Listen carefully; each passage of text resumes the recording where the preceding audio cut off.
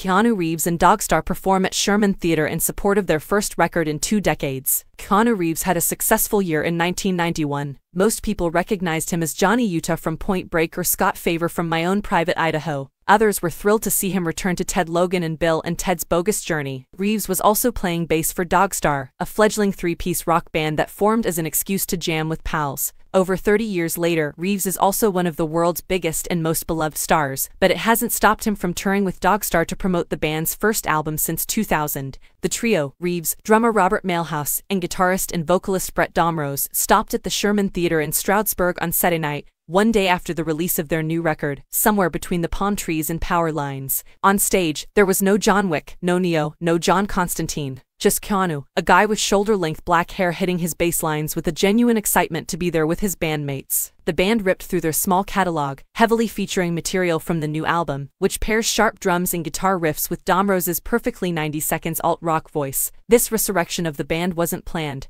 but even after the band broke up to follow their respective careers in the early 2000s, they remained close and would get together to jam in Mailhouse's garage with scattered frequency. When the COVID-19 pandemic hit, they found those opportunities much more ample, and wound up spending enough time together that they churned out their third studio album. Putting out a new record 2 decades on was probably not what they expected, but no one in the crowd ever expected to be watching Keanu Reeves play bass at a theater in Stroudsburg either. And despite that, everyone seemed to be having a great time.